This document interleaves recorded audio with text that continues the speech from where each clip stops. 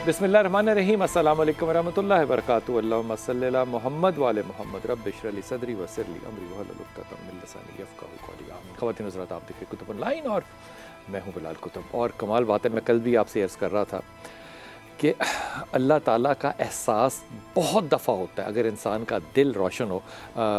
लगारी साहब हमारे साथ, अस्सलाम वालेकुम सर, आपकी इजाज़त से बात अर्ज़ कर रहा हूँ। कल जिक्र कर रहे थे कि अल्लाह का एहसास, लोग कहते हैं अल्लाह को देखा नहीं है, अल्लाह को महसूस हर शख्स करता है। अल्लाह कहाँ कहाँ हमारे पर्दे रखता है। अगर महफ़िल में हो, किसी जगह पर हो और अल्लाह हमारी पर्दादारी कर ले, जहाँ पे एहसास ही ना हो कि कभी ये बात छुप सकती है, तो एहसास तो खुदा का होना चाहिए। लेकिन खुदा की एक और बहुत बड़ी, सारी खूबियाँ ही खुदा की हैं, सारी तारीफ़ें ही अल्लाह की हैं।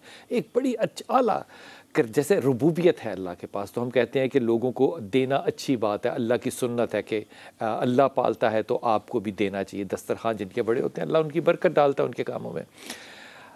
चेहरा पढ़ लेना, किसी को जान लेना, किसी के दिल पे नज़र करना, जैसे बुज़ुर्ग कहते थे, ये बड़ा मुश्किल काम है। यकीन करें, ये तो अल्लाह ताला ने ना पर्दे रखे हुए हैं। वरना अगर आप लोगों की आंखों को पढ़ लें और आपको पता चल जाए कि इनके दिलों में कैसे ख़याल चल रहे हैं, अगर आप लोगों के चेहरों को पढ़ के ये अंदाज़ा कर लें कि इनके चेहरों के पीछे क्या अंदाज़ हैं, क्या फ़िक्रें हैं, अगर आपको ये एहसास हो जाए कि इनके क़ल्ब में आपके लिए क्या ख़्याल है, तो यकीन कीजिए दोस्तियाँ जो हैं वो चैलेंज हो जाएँ, रिश्ते जो हैं वो टूट जाएँ, इंसान कहाँ का कहाँ निकल जाए। ये सिर्फ़ अल्लाह का हौसला है कारी साहब, ये सिर्फ़ अल्लाह का हौसला है कि अल्लाह ताला तमाम हक़ाइक़ जानने के बावजूद सब्र के साथ बैठा है, ख़ामोशी के साथ बैठा है। कारी साहब, क्या ये मुमकिन नहीं है कि हमारे दिल में जितनी मर्ज़ी मोहब्बत और अक़ीदत हो, हम अल्लाह की सुन्नत को अडॉप्ट कर लें? अदम बर्दाश्त क्यों माशरे में? हम क्यों सुकून के साथ गुफ्तगू नहीं कर पाते? हम क्यों मोहब्बत में भी एग्रेसिव हो जाते हैं? कोई खामी तो होगी हमारे में। ये बिस्मिल्लाहिर्रहमानिर्रहीम। बहुत शुक्रिया भाई बिलाल कुतुब साहब, आपने जिस मौजू को छेड़ा है, यकीनन अल्लाह तबारक व तआला की सुन्नत उस सब आमाल से अफजल है। बेशक है। हमारे नज़दीक फ़राइज़ जो हैं, नमाज है, रोज़ा है, ये फ़राइज़ हैं बिल्कुल। लेकिन इन फ़राइज़ से भी आला जो चीज़ है वो अल्लाह की सुन्नत है। क्या बात किया आपने, हैं? ये जुमला मैं नहीं कह सकता था, ये आपने कहा है। इनसे भी जो आला है वो अल्लाह की सुन्नत है। क्या बात की है, वाह। और उस सुन्नत पर वाह अमल करना ये हमारा फ़र्ज़ है। वाह। मिसाल के तौर पर आप देखें कि इन तमाम चीज़ों का सवाब है, लेकिन हमें नहीं पता कि हमारी नमाज कबूल भी है या नहीं हुई है, रोज़ा हुआ है कि नहीं हुआ। फिर हम नमाज अगली भी पढ़ रहे हैं, बिल्कुल पता नहीं है कि ये कबूल भी है या नहीं कबूल है।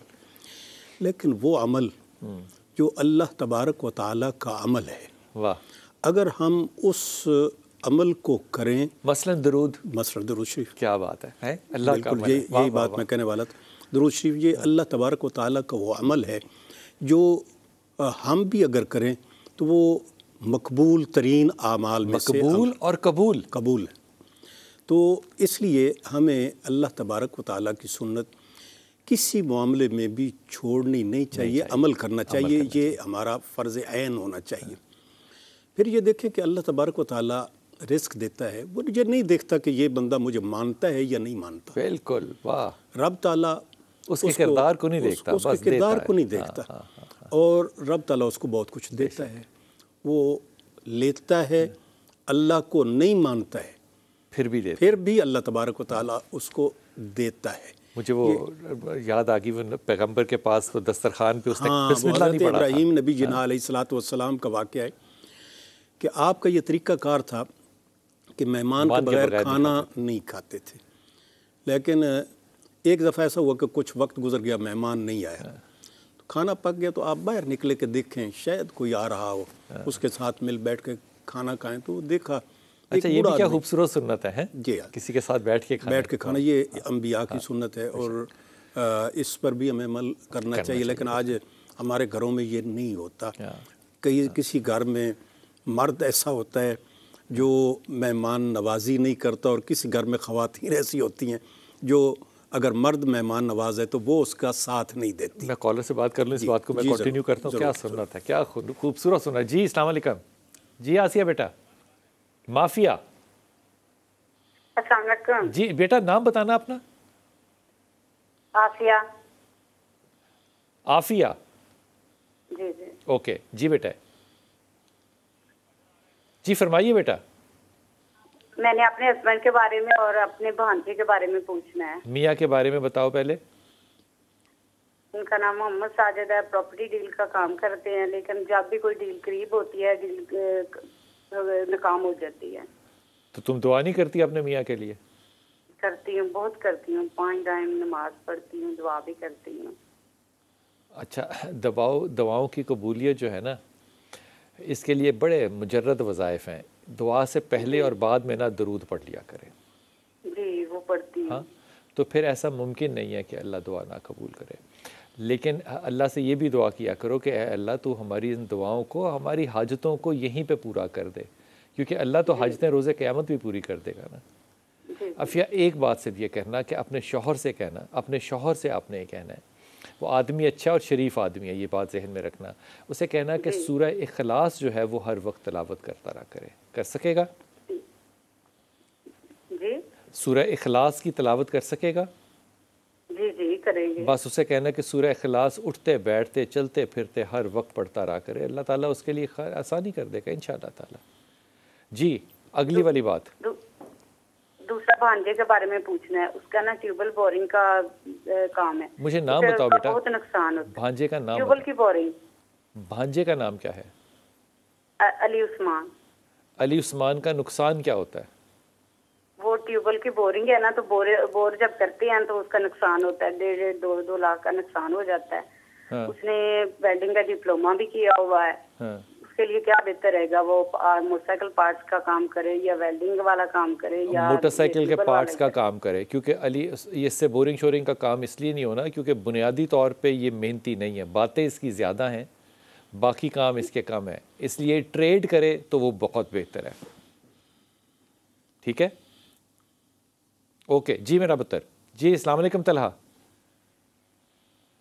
जी तलहा अस्सलाम वालेकुम। तलहा बेटा अस्सलाम वालेकुम।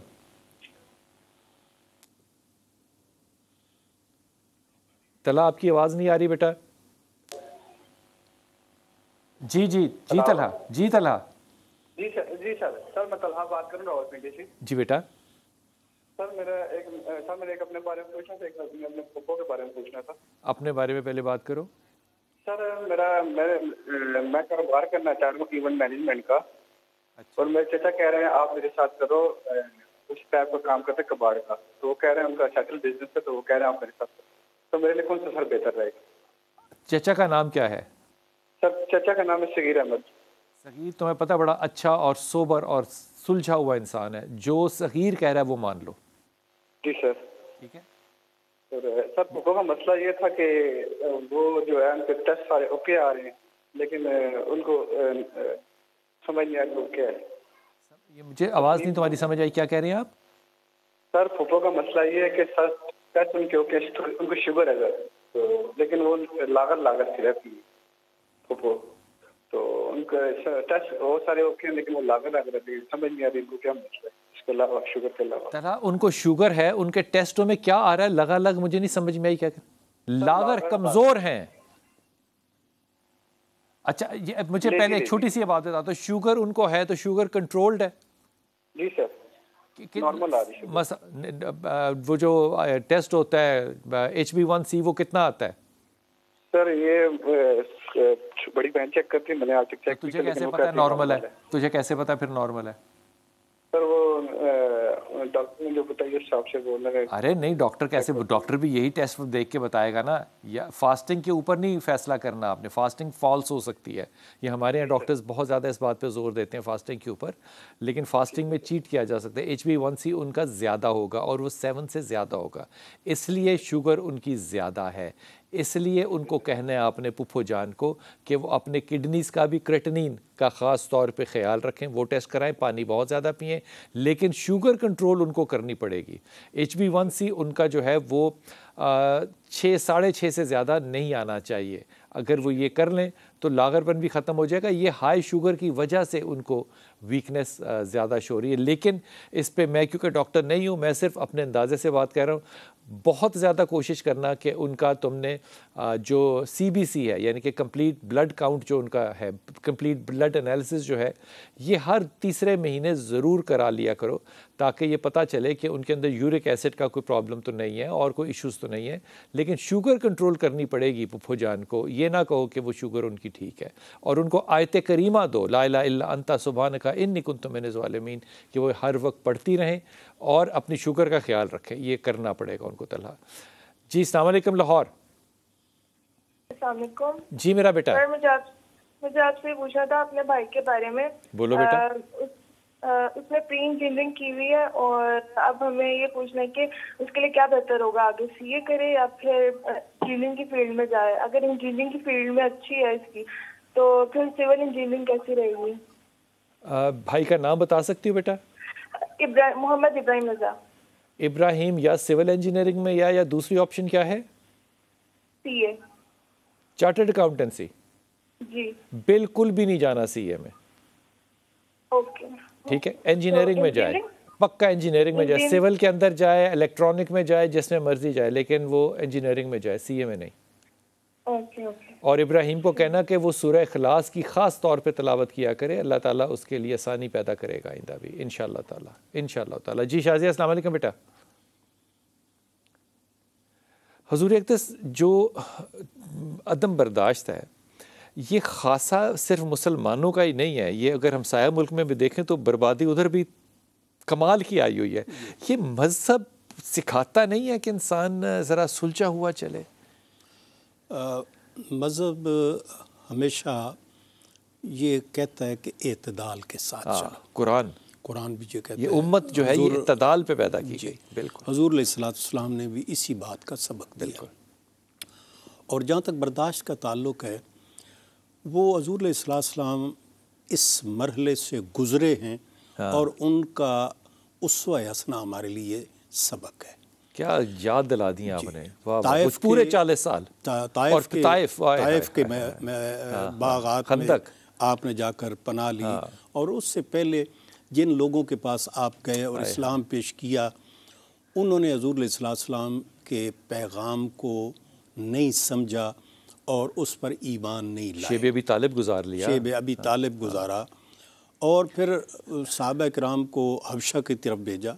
यानी ये वो तमाम तर चीज़ें हैं जिसमें हमें सब्र की तलकीन की गई है। ये नहीं कहा गया कि आप लोग लड़े। मैं एक जुमला कहूँ, आप मुझे ठीक कीजिएगा। जी। सुन्नत रसूल, किरदार रसूल की पैरवी करना है। बेशक ऐसा ही है ना? ऐसे ही। लेकिन अगला मैं कॉलर ले लूँ आपसे, सवाल मैं छोड़ जाऊँ आपके पास। जी बिल्कुल। जो इश्क रसूल है ना सल्लल्लाहु अलैहि वसल्लम, जो मोहब्बत रसूल पाक सल्लल्लाहु अलैहि वसल्लम है, इसमें काबू शाबू कोई नहीं रहता। जी बिल्कुल। ये बात आप मानते हैं मेरी? जी बिल्कुल। ये मैं बात बड़ी एहतियात से कर रहा हूँ, काबू शाबू नहीं रहता। इसके ऊपर आपने एक राय देनी है कि वहाँ पर क्या किया जाए। जी अस्सलाम वालेकुम बेटा।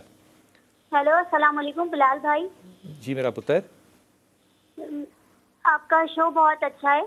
अच्छा, शुक्रिया मेरा पुत्र। इल्तमास है दुआ आपसे, आपको सलामत रखे, आमीन सुम्मा आमीन। आपको भी अल्लाह सलामत रखे, जिंदगी में बरकत डाले, आमीन सुम्मा आमीन, आमीन सुम्मा। और मुझे अपने भाई के बारे में पूछना था, उनकी शादी नहीं हो रही है।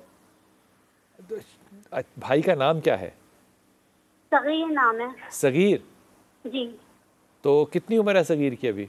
उनकी 47 साल उम्र हो गई है। 37? जी। तो करना नहीं चाह रहा या रिश्ते नहीं आ रहे? नहीं, हम लोगों को तो रिश्ता पसंद आ जाता है, हम लोग जाते हैं, पसंद आ जाता है, वो लोग लड़की वाले मना करके चले जाते हैं। कमाल, लड़की वाले इतना शरीफ बच्चा जो है उससे वो इनकार कर देते हैं। करता क्या सगीर? वो कंपनी में जॉब करते हैं। अच्छा, बच्चा वो बड़ा अच्छा है। अब आप उससे कुछ तस्वीर दे सकते हैं पढ़ने के लिए? जी पढ़ लेंगे। और बिलाल भाई, और भी घर का मसला था जो पूछना था आपसे। बोलो बेटा बोलो। वो लेकिन मैं टीवी पे नहीं बता सकती, अगर आप नंबर दे देते आपकी बहुत मेहरबानी होगी। अच्छा, ये वाला मुश्किल काम कर दिया ना आपने। टीवी पे नंबर कैसे दे सकता हूँ मेरी बेटी? आपने सगीर को 2 तस्बीहात देनी है। एक आपने उसको देनी है या वली या वाली, ये तस्बीह उसको कहना है पढ़ता रहे, अल्लाह ताला उसके लिए आसानी कर देगा। दूसरा, आपने सगीर को कहना है कि वो तस्बीह पढ़े या ज़ल जलाले वल इकराम। ये ज़रा ठहराव की तस्बीह है, रिस्क भी है, लेकिन ये ज़रा अल्लाह का ये जलाली नाम है। मैं ये इन्वर्टेड कॉमा में कह रहा हूँ, जब मैं इन मामलात में ज़रा थोड़ा सा एहतियात करता हूँ कि मैं कहूँ कि ये ठंडा है गर्म है, नहीं, ये क्योंकि बुज़ुर्गी का नाम है ना, तो जब बुज़ुर्गी इंसान पे उतरती है तो अल्लाह ताला उसके रिज़्क़ में इजाफ़ा कर देता है। और ये रिज़्क़ जो है ये सिर्फ खाने पीने का और तनख्वाह का नहीं है, शादी करना, बच्चे होने, इज़्ज़त आबरू, सब रिज़्क़ है अल्लाह ताला का। ये 2 तस्बीहात सगीर को कहिए, वो पढ़ता रहे, अल्लाह उसके लिए आसानी करेगा। जी शाजिया, अस्सलाम वालेकुम बेटा। वालेकुम सलाम। जी मेरा पुत्र। अस्सलाम वालेकुम। जी वालेकुम अस्सलाम फिर से। जी मेरा पुत्र। सर मैंने आपके से बात इसलिए करनी है, मेरी औलाद नहीं है, 13 साल हो गए मेरी शादी को। अच्छा शाजिया, आपके शौहर का क्या नाम है शाजिया? गुलाम जलानी। गुलाम जलानी और शाजिया ने अपने मेडिकल टेस्ट करा लिए हुए हैं? हाँ जी, मियाँ में मसला है। शाजिया तुम्हारे में नहीं है? जी तुम्हारे में नहीं है? जी जी जी, वो मैंने भी करवाए हुए, मेरे ठीक है, तो मेरे मियाँ में है मसला जी। अच्छा ये बताओ उम्र कितनी है आपकी? मेरी उम्र है 22 साल। माशाअल्लाह ताला। तो अब मसला जो है वो उसके काउंट के अंदर है, स्पर्म काउंट के अंदर है? जी मसला क्या है? मसला जरा समझा सकती हो? मेरे हस्बैंड में ये उन्होंने कहा कि बच्चों वाले वहाँ जी सर परस का मसला है, स्पर्म्स का मसला है। अब इसके अंदर जो आपके पास 2 चॉइसेस हैं, क्योंकि स्पर्म उसका ज़ीरो नहीं है, पहली बात तो ये, वो 5-10% के करीब होगा। या तो IVF की तरफ तुम्हें जाना पड़ेगा, और अभी तुम्हारी एज है, तुम इसमें जा सकती हो और तुम्हें जाना चाहिए, और कम से कम 3 अटेम्प्ट्स लेने चाहिए इसमें। लेकिन इसको जाने से पहले ये बात ज़रा थोड़ी तसल्ली से समझ लेना कि ये जो रॉकेट वाला साइंसदान हो ना, कमाल किस्म का, वहाँ से कराना है। हर जगह पे ये इनफर्टिलिटी सेंटर्स बने हैं, ये हर अच्छे नहीं है। लाहौर या इस्लामाबाद में बहुत मशहूर, लाहौर में बहुत मशहूर इनफर्टिलिटी सेंटर्स हैं, जो कि उतने ही अच्छे हैं जितने के बरतानिया या अमेरिका के अंदर है। इसके अलावा और कोई चांस नहीं है। अभी आपका एज है, यू शुड फौरी तौर पे ASAP तुम्हें जाना चाहिए IVF की तरफ, और आयत करीमा पढ़ना चाहिए तुम्हें बहुत ज़्यादा, तुम्हें भी और तुम्हारे शौहर को भी आयत करीमा की बहुत तलकीन है। जी अस्सलाम वालेकुम बेटा। जी जी दिलवाइज, खैरियत से हैं बेटा? जी मेरा बेटा। दिलावेज की आवाज़ चली गई बेटा। दिलावेज, खूबसूरत नाम है, दिल आवेज। जी अस्सलाम वालेकुम। ओके, मैं जो आपसे सवाल छोड़ के गया था लगा साहब, इस पे ज़रा मुझे इंतहाई मुख्तसर और जामे तौर पे आपने बता देना है कि इस पे क्या किया जाए। मैं इस जवाब से पहले एक चीज़ आम लोगों के फ़ायदे के लिए कहना चाहता हूँ। बिल्कुल। अभी हमारी बच्ची ने औलाद के बारे में बात की। हज़रत इमाम रज़ा रज़ी अल्लाह ताला अन्हु, आपने इसके लिए एक वजीफ़ा बताया है औलाद के लिए। इमाम रज़ा ने? इमाम रज़ा ने। क्या खूबसूरत बात। और वो ये है कि मियाँ बीवी दोनों 1 हफ़्ता रोज़ा रखें। मियाँ बीवी दोनों 1 हफ़्ता रोज़ा रखें, और हर नमाज के साथ अल्लाह तबारक व तआला का एक नाम है अल-मुसव्विर। अल-मुसव्विर, क्या बात है। ये 21 मरतबा हर नमाज के साथ पढ़ें। नमाज से पहले बाद में? नमाज से पहले पढ़ें, नमाज के बाद पढ़ें। ठीक। और आपका फरमान है कि अल्लाह तबारक व तआला ऐसे लोगों को जिनके यहाँ औलाद नहीं हो रही, वो औलाद अता फरमाएगा। क्या बात है। तो ये इमाम रज़ा का, इमाम रज़ा, ये इमाम रज़ा जो मशहद के अंदर हैं, और जिनका मशहूर वो इमाम ज़ामन जो है वो बांधते हैं। इमाम का ये वजीफ़ा जो है, ये लगारी साहब ने जो बताया, ये इतना मुजर्रद वजीफ़ा है कि यकीन करिए सारे IVF और स्टेम स्टूम जो है ना, वो सारे एक तरफ है, ये वजीफ़ा एक तरफ है। आपने 7 दिन रोज़ा रखना है, और हर नमाज, हर फ़र्ज़ नमाज के साथ आपने, और वैसे भी अगर पढ़ते रहें अल-मुसव्विर, अल्लाह ताला मुसव्विर है, तस्वीर। ये तस्वीर जो अल्लाह ताला रहम में बनाएगा ना, आपको यकीन नहीं आएगा, लेकिन अल्लाह करने वाला है। क्या बात है। जी अस्सलाम वालेकुम। जवेरिया जी वालेकुम। मेरा नाम जवेरिया है, मेरा बेटा है माशाल्लाह ईशान अहमद, उसकी उम्र 2.25 साल है। शुरू से वो कम खुराक है, सिर्फ एक चम्मच खाता है, एक के बाद बस कर देता है ना, मगर अब 3 हफ्ते से उसने बिल्कुल खाना पीना खत्म कर दिया है। और इसके जो चचा चची है ना, वो बहुत बुरे हैं, जादू तवीज़ करवाते हैं, उसके दुश्मन है। तो आपको ऐसी कलाम बता दें कि अल्लाह इसकी हिफाजत करे, बुरे लोगों के शर से महफूज रखे, और वो नॉर्मल बच्चों की तरह सब कुछ खाया पिया करे। मेरी प्यारी बच्ची जी, पहले तो तुम तोहमत लगाने से बाज आओ। नहीं अंकल, तोहमत की बात नहीं है ना, वो लोग अपने मुंह से कहते हैं कि उनका कोई ईसाई है, उसके पास वो जाते हैं। छोड़ दो, जो मर्जी हो। अगर कोई शख्स ये कहे आके मुझसे कि मैंने शराब पिया, तो मैंने तो नहीं देखा ना उसको। जी। अगर कोई कहे मैंने बुराई की है, मैंने तो नहीं देखा, मैं तो नहीं शहादत दे सकता ना। ये इसको कहते हैं हे से के ऊपर नहीं बात करते मेरा बेटा। पहली बात तो ये गुमान हमेशा अच्छा करते हैं, क्योंकि ये दोनों रिश्ते जो आपने बताए हैं ये इस बच्चे के महरम रिश्ते हैं, ऐसा ही है ना। ये वालिद की रिप्लेसमेंट्स है, रिप्लेसमेंट्स तो नहीं कहना चाहिए, लेकिन ये वालिद की जगह है, तो इसलिए थोड़ी सी नरमी इख्तियार करो। दूसरी बात, आपने जो अपनी एंग्जाइटी है वो अपने बच्चे में जेनेटिकली ट्रांसफ़र की है। अब इस मामले में मैं जो आपसे अपनी बच्ची बहुत ही अदब से दरख्वास्त कर रहा हूँ कि अभी राइट टाइम है कि बच्चे के नाम को बदल दो, क्योंकि ये नाम एंग्जाइटी से भरपूर है, एग्रेशन से भरपूर है। अभी भी आप देखते हो कि बच्चे के अंदर एंग्जाइटी और एग्रेशन है, जेनेटिकली भी और अदरवाइज़ नाम की वजह से भी। अगर इसके नाम को तुम बदल दो और ख़ामोशी के साथ सीधा सीधा सहाबा के नाम पे ले जाओ, तो यकीन करो तुम बहुत बड़ी तब्दीली पाओगी। मेरे ख्याल में जो इसका नाम आपको रखना चाहिए वो अब्दुल्ला है, वो हमज़ा है, और सबसे बेहतर हस्सान है। ये नरम है और एंग्जाइटी से दूर है तीनों नाम। अगर हस्सान मोहम्मद नाम रख दोगी तो कुरान में हा मीम है, हस्सान मोहम्मद, फिर उसको बुलाया जाएगा। ये करके देख लो, तुम्हें 6 महीने में इंतहाई फ़र्क नज़र आएगा। लेकिन मैंने जो मुझे पहली बात की मेरी प्यारी बच्ची, खुदा के वास्ते इन चीज़ों के ऊपर बिल्कुल ना ध्यान दो। कोई आके कह भी दे तो कह दिया कर, वो पुरानी औरतें जो कहती थी ना, चलो अल्लाह आप ही पूछेगा, मत इस तरह के किसी के ऊपर भी बात करो। एक छोटा सा वक्फा, वापस आके इश्क रसूल पे बात करो।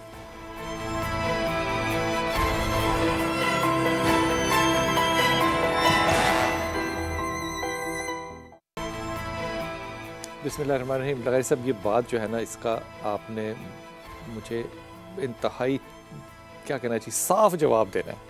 ये जो शिद्दत है मोहब्बत रसूल पाक सल्लल्लाहु अलैहि वसल्लम में, इसमें शिद्दत मतलब अदम बर्दाश्त की तरफ ले भी जाती है ना, तो क्या क्या क्या सूरत क्या अख्तियार करनी चाहिए?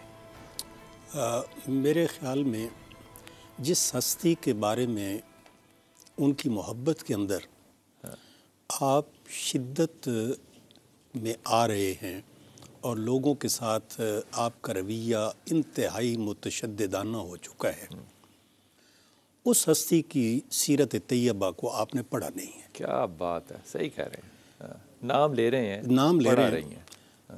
पहली चीज़ ये है कि आप देखें हज़ूर अलैहिस्सलातु वस्सलाम, आप के पास उस ज़माने में मसीही हज़रात का एक वफ़द आया और मस्जिद में आपने उनका क़याम कराया। उन पर आपने इस्लाम का पैगाम वाज़े किया, बताया कि मैं अल्लाह का नबी हूँ, अल्लाह वाहिद है, और पूरा पैगाम उनके सामने रखा। अब वो मस्जिद नबी के अंदर भी ठहरे हुए हैं, उनकी मेहमान नवाजी भी हजूर फरमा रहे हैं। क्या बात है। उन्होंने साफ जवाब दे दिया कि हम आपकी बात को नहीं मानते। फिर भी मेहमान नवाजी हो रही है। फिर भी मेहमान नवाजी की, और हजूर अलैहिस्सलाम ने उनके खिलाफ कोई ऐसा अमल नहीं किया या सहाबा को नहीं कहा, ना जुमला इस्तेमाल किया कि उनके खिलाफ कोई शिद्दत पैदा होती। तो इसलिए हमें पहले हजूर अलैहिस्सलाम के अपने फ़ेल मुबारक को देखना चाहिए। इसकी तरदीद में एक आपको जुमला कह दूं, फिर कॉलर के पास जाता हूं। मैंने कराची के हमारे एक बड़े मुफ्ती साहब हैं, बड़े माशाल्लाह जय्यद किस्म के, जिसे कहना चाहिए ना कि वो हर मीडिया के ऊपर देखे जाते हैं। उनसे मैंने दरख्वास्त की कि रसूल पाक सल्लल्लाहु अलैहि वसल्लम अगर मस्जिद में उस वक्त को बैठा सकते हैं, उनको खाना खिला सकते हैं, और ये हदीस फिर आगे भी जाती है, आगे तक जाती है। तो उन्होंने कहा ये हमारे लिए रवायत नहीं है, हम नहीं आने देंगे किसी मुसलमान को। मैं ये बात कह रहा था कि न्यूयॉर्क के अंदर, बॉस्टन के अंदर एक चर्च है, न्यूयॉर्क में चर्चेज़ हैं जहाँ पे कि मुसलमानों को वो नमाज़ पढ़ने की लिए रमज़ान में ख़ास तौर पर परमिट करते हैं, और वो उनकी तस्वीरों के ऊपर अपनी पर्दे भी डालते हैं। लेकिन मुसलमानों के दिल भी खुल जाएँ, इसके ऊपर भी वजीफ़ा मांगता हूँ आपसे। लेकिन पहले कॉलर से बात कर लूँ। जी, अस्सलाम वालेकुम मोइज़। मोइजू, क्या खूबसूरत नाम है, मोइजू। मोइजू, मोइजू नाम है मेरा। आप जी मोइजू का मतलब क्या बेटी? मोइजू मतलब क्या है इसका? ये मेरे पापा ने रखा था, तो मोइजू खुदा की रहमत कहते हैं। अच्छा ठीक है, फरमाइए बेटा। मेरे शोहर का नाम समीर अली है, मेरी सास का नाम शमीम है और मेरी वालदा का नाम ताहिरा है। मेरी शादी को 1 साल हुआ है, 10 महीने हो गए कि मैं अपने पापा के घर में हूँ। उसकी वजह मेरी बच्ची इधर ही हुआ है, जबकि कोई भी उसको देखने के लिए नहीं आया। ये लोग खुद मुझे छोड़ के गए थे इधर, मेरी प्यारी खानदान में ये बदनाम कर रहे हैं कि ये लड़की खुद चले गई है। मेरी प्यारी बच्ची, वजह एक जुमले में बताओ मुझे। वजह कोई है ही नहीं है। ये कैसे हो सकता है? आप बीवी हैं, आपको ये नहीं पता कि शौहर क्यों कर रही है? 2 माह हो गए, खुला का केस किया हुआ है। किसने? ये फिर भी नहीं आए। आपने? हाँ जी। मोइजू मतलब आपके वालिदैन आपको कोई मशवरा नहीं देते? उन लोगों को कुछ समझ नहीं आ रही, उनकी बहन का बेटा है, बहन है वो। खुला आपने किया हुआ है, समझ उनको नहीं आती, ये मतलब क्या हुआ? कि वो लोग आ ही नहीं रहे हमें। अच्छा, आपने खुला किया क्यों है ये बता दो, खुला क्यों किया? उनके बेटा भी है तो वो भी देखने नहीं आई। इसके बदले में तुमने खुला दायर कर दिया? हाँ जी। इसके बदले में तुमने खुला दायर कर दिया थ्रेट के तौर पे? तू मुंडा नहीं देखना आया, एल फिर तलाक। ये लोग बेटा भी देखने नहीं आए। एक दिन और छोड़ देना, जो मेरी बात का जवाब दे मेरी बेटी, छोड़ दे। मुझे बेटियां बड़ी अजीज हैं, इसलिए मैं नहीं चाहता कि लोगों के घर टूटें। वो बेटा नहीं देखने आए तो तूने तलाक दायर कर दी। रख ही नहीं रहे ये लोग घर पे। और छोड़ दो, तलाक तो तुमने दायर किया है ना, वो रख नहीं रही, ये कैसे आर्गुमेंट हो सकता है? तलाक तुमने दायर की है, उसने तो नहीं दायर की, तो तुम उस पर इल्जाम कैसे लगा रही हो? वो रख नहीं रहे, तलाक तुमने दायर की है। हाँ जी, बात यही है, लेकिन वो तंग आके किया ना हमने। क्या चीज? वो लोग फोन उठाते हैं, हमारा बात ही नहीं करना चाहते। अच्छा ये बताओ, वो देखने नहीं आता, कोई खर्चा वर्चा उठाया उसने इतने अरसे में? नहीं, एक दिन का भी नहीं खर्चा दिया उन्होंने।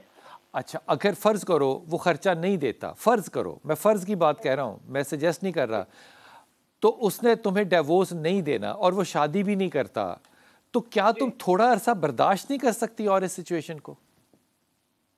कर सकते। तो फिर इतनी जल्दी तुम्हें खुला की क्या पड़ी है? जी ठीक है, जैसे आपके। नहीं, मैं नहीं कहूँ, तुम इस पे भी मेरी पकड़ हो जानी है। जी। तुम्हारे अब्बा नहीं तुम्हें समझाते, तुम्हारी अम्मा नहीं तुम्हें समझाती, तुम्हें जल्दी किस चीज की है? नहीं, उन्होंने ही तो ये कहा है कि भाई शाबाश है तुम्हारे माँ बाप को। फिर मैं उन्हें सलाम पेश करता हूँ, और ये मैं तंजन कह रहा हूँ कि बाकी सलाम ना पेश कर देना। ये बच्चों हर तरफ से बिस्त काटे हमें। ओ बिस्त, खुदा का नाम है, बिस्ती के ऊपर तलाकें दिलाते हैं बेटियों को, ये कैसी मजाक है? अनाओं के ऊपर बेटियां तलाक लेके घर पे बैठ जाएं, खुला दायर कर दें, क्यों? औलाद भी हो गई, अब तुमने अपनी ज़िंदगी नहीं ख़राब करनी, तुम्हारे माँ बाप ने सिर्फ तुम्हारी ज़िंदगी को एक नया रंग नहीं देना, इस बच्चे का बाप भी लेना है, फिर नया फड्डा शुरू। तुम सोचती नहीं हो? सोचते हैं, लेकिन वो मेरा शोहर के काम ही नहीं करता है। या खुदा का नाम है, जो बेकार हो उससे तलाक ले लेते हैं। ये किस तरह की बातें कर रही हो मेरे बच्चे? तुम काम नहीं करता तलाक, मिलने नहीं आया तलाक, ये कैसी बात है? उसमें कुछ शरई बुराई बताओ मुझे। सारा दिन तो सोया रहता है। ये शरई बुराई है? ना कुछ ना कुछ। ये शरई बुराई है? आगे से बदतमीजी करने के दौड़ते हैं ये लोग ना। ये कौन लोग हैं जिनके ऊपर तुम्हें इतना एतराज है? लोग से मतलब पुप्पो? पुप्पो है मेरी वो। हाँ। और उनका ये मेरा शोहर। हाँ। और उनका जो छोटा भाई है। तो तुम्हारे ख्याल में तुम्हारा शोहर जो है ये टेस्ट ट्यूब में पैदा हुआ था, दुनिया से अलग, ये आसमान से डायरेक्ट ईमेल के थ्रू आया था? इसके रिश्तेदार है ना, भाई है, बाप है, माँ है, क्या करे? मेरी भी तो गलती हो ना कि मैं उनको ये कहूं कि मेरे साथ। तुम्हें तो उसके सोने पे एतराज है, मुझे गलती नहीं है, ये सोता रहता है, ना सोए। कुछ शरई गलती बताओ, शरई गलती बताओ मुझे। शरई गलती? हाँ, कोई हाल ही नहीं है, समझ। मेरी प्यारी बच्ची, खुदा के वास्ते ये मेरे हाथ बंदे जुड़े हैं, कोई इंसानियत की किसी बला का नाम है, तुम्हारे माँ बाप को भी अल्लाह हदायत दे, अल्लाह तुम्हें भी हदायत दे, और तुम्हारे बेटे के लिए अल्लाह ईमान और हदायत की ज़िंदगी दे। लेकिन ये इतनी जल्दबाजी जो हमारी बच्चियों में है ना, उड़ा के रख देना, सुता रहता तलाक, कम नहीं करता तलाक, मेरी नहीं मानता तलाक, माँ दी मानता तलाक, ये क्या मामला हो गया है? कैसी बातें कर रहे हैं? और तुम्हारे माँ बाप को सलाम है, खुदा की कसम, जो बच्ची को सब्र की वजह, फ़र्ज़ करो यही काम तुमने करना है, फ़र्ज़ कर लो यही काम करना है, ओ भाई साल के बाद कर लेना, हो सकता है साल में अल्लाह ताला हालात को बदल दे, 6 महीने में हालात को बदल दे। मुहर्रम के बाद इस्लाम का साल बदलता है, ऐसा ही है ना। हो सकता है अगला आने वाला मुहर्रम के बाद का जो साल है अल्लाह ताला उसमें मुकद्दर बदल दे, फिर तुम तलाक लेके बैठी होगी। क्यों करना चाहती हो इतनी जल्दी इन चीज़ों में? खुदा के वास्ते माँ बापों से मैं हाथ जोड़ के कहता हूँ, ओ खुदा के वास्ते बुजुर्ग बनो, बुजुर्ग। ये जो बुजुर्गी नहीं ना आ रही आपके अंदर, आप अपनी ज़िंदगियों के मसाइल को अपनी औलादों के मसाइल के अंदर जाके बदले लेना चाह रहे हैं, मत करें ये बात। मैं नहीं कह रहा कि वो फरिश्ता इंसान है, लेकिन मैं तुम्हें ये बात बता रहा हूँ, वो डिप्रेशन का भी शिकार है एक, और वो सप्रेशन का भी शिकार है दो। दोनों सूरतों में तुम्हारा उसको साथ चाहिए, लेकिन तुम उसके खिलाफ खड़ी हो जाओ, ये जंग कोई नहीं जीतेगा। तुम भी हारोगी, वो भी हारेगा, और जो सबसे ज़्यादा हारेगा वो तुम्हारा बच्चा हारेगा। रहम करो, रहम करो। ला हौला वला कुव्वता इल्ला बिल्लाह की और इन्ना लिल्लाह व इन्ना इलैहि राजिऊन की 2 तस्बीहात पढ़ो और वेट करो। अभी फैसला नहीं करना किसी भी किस्म का, अगर दायर किया है तो इसको वापस लो, बिल्कुल स्ट्रेट फॉरवर्ड कह रहा हूँ तुम्हें, वापस लो और इंतज़ार करो। मुहर्रम के बाद बात करना, फिर देखेंगे क्या सूरत हाल बनेगी इंशाल्लाह। जी शिबाना, अस्सलाम वालेकुम। वालेकुम अस्सलाम। जी मुझे अपना इस्तिखारा करवाने। मेरा नाम शिबाना अयूब है, मेरी वालिदा का नाम रिहाना यास्मीन है, और जो रिश्ता आया है उनका नाम है अवैस असगर, और उनकी वालिदा का नाम है शफिया बेगम। अच्छा। और अंकल जी इस्तिखारा करके बता दें मुनासिब है कि नहीं है, क्योंकि अंकल मेरी 34 साल उम्र हो गई है और मुझे डर लगा रहता है कि मेरे रिश्तेदार ये नहीं, अगर हो भी जाए रिश्ता तो कहीं तोड़वा ना दें, खासकर मेरी भाभियाँ। क्या कह रही हो बेटा? इतना फास्ट फॉरवर्ड पे क्यों बात कर रही हो? मुझे समझ ही नहीं आ रही, मैं बूढ़ा आदमी हूँ, मुझे नहीं समझ आती इतनी तेज। अंकल भाभियाँ अलग-अलग रहती हैं, लेकिन उनका दिल नहीं है कि मेरा रिश्ता हो। जब भी कोई रिश्ता आता है। अच्छा, अगर रिश्ता, अगर भाभियों का प्रॉब्लम है मेरी बच्ची, तो फिर ये रिश्ता आया, फिर तुम इस्तिखारा क्यों कर रही हो? रिश्ता करो। अंकल मैं इस्तिखारा करवाना चाहती हूँ, कोई रुकावट बीच में ना आए। अगर है, अगर नहीं, ये पांचों घी में कभी किसी की नहीं होती। एक तरफ तुम्हारा मसला है कि भाभियां रिश्ता नहीं करने देती, दूसरी तरफ जब रिश्ता आता है तो तुम कीड़ा ढूंढने निकल जाती हो। ये क्या मजाक है? इस दफा तो किसी रिश्ते वाले को कहा, रिश्ते वाले को छोड़ो छोड़ो, ये नहीं प्रॉब्लम। इस लड़के का रिश्ता है कि नहीं है? जी अंकल रिश्ता आया। हाँ, तो फिर तुम अब इस्तिखारे के कीड़े में क्यों पड़ रही हो? ये क्यों चल रही है? तुम करो जाके रिश्ता। अब भाभियां, ये जो कीड़े होते हैं ना, ये बड़े जालिम किस्म के होते हैं, पहली बात। दूसरी बात ये कि ये पता नहीं किस आलम दीन ने सिखा दिया है कि इस्तिखारे लोगों से करवाए जाके। ये आपका और आपके अल्लाह का मामला है, और अल्लाह के रसूल ने, सहाबा किराम इस पे कहते हैं कि हमें इस तरह ताकीद करते थे इस्तिखारे की जिस तरह के वो दीन का, कुरान का हिस्सा हो। ये आपने दुआ मांगनी है जो नबी पाक मांगते थे, और दुआ के बाद आपने इंतज़ार करना है कि अल्लाह दिल किस तरफ लगाए। ये जो काम होते हैं ना, तभी मैं तस्बीह उठा लूँ और कहूँ इस्तिखारा ठीक नहीं निकला, या मैं कहूँ कि कल मैं बताऊँगा इस्तिखारा कुरान में से, ये सब तरीके गैर शरई हैं। मैं ठीक कह रहा हूँ? बिल्कुल गैर शरई है। तीसरी बात ये कि अगर ये रिश्ता हो जाता है मेरे प्यारे बच्चे, तो ये आपकी लॉटरी है, इस लॉटरी को निकाल लो। तीसरी बात ये कि अगर ये शादी हो जाती है तो भाभियों को तो तुम छोड़ दो, तुमने जो दूरी इख्तियार करनी है वो अपनी वालिदा मोहतरमा से करनी है। तुमने पलट के कभी उनकी तरफ नहीं आना, या उनसे राय या मशवरा नहीं लेना, या उनको अपने घर में शामिल नहीं करना। जो मसले वाली चीज़ है उस पर तुम आ नहीं रही, और जो मसला है ही नहीं उस पे तुम कह रही हो कि जनाब अब ये शादी करूं कि ना करूं, इस्तिखारा निकलेगा कि आइंदा ना हो। कोई 5 घी में किसी की नहीं होती। जो मेरे बच्चे ये समझते हैं कि शादी किसी मसले का हल होता है, वो बिल्कुल ही मेरी तरह नालायक और जाहिल है। शादी मसाइल में एक और एडिशनल मसला होता है भाई, और ज़िंदगी में हल करने पड़ते हैं, कोऑर्डिनेट करना पड़ता है। अगर अभी बात कर रहे हैं ना कि आपके पास टॉलरेंस नहीं होती, जितनी मैरिज में आपको टॉलरेंस चाहिए मेरे ख्याल में और कहीं चाहिए ही नहीं होती। यहाँ पे सुन्नत रसूल आपको क्यों कबूल नहीं होती? मेरी समझ से बाहर है बात कि वैसे इस्तिखारा अल्लाह के रसूल की बताई हुई सुन्नत पे चलना चाहते हैं, लेकिन जब रिश्ता रखने की बात आएगी तब आपको अल्लाह के रसूल की सुन्नत जो है वो क्यों कबूल नहीं होगी। मुझे एक शख्स जो इस कायनात में है ना, आलम दीन, वो ये बता दे कि मेरे रसूल ने सल्लल्लाहु अलैहि वसल्लम ने कभी ऊंची आवाज़ में किसी के साथ कोई बात की हो, बदतमीज़ी की हो, माज़ल्ला माज़ल्ला माज़ल्ला, ये लफ्ज़ सिर्फ इस्तेमाल कर रहा हूँ। अल्लाह के रसूल की सुन्नत को क्यों नहीं कहते?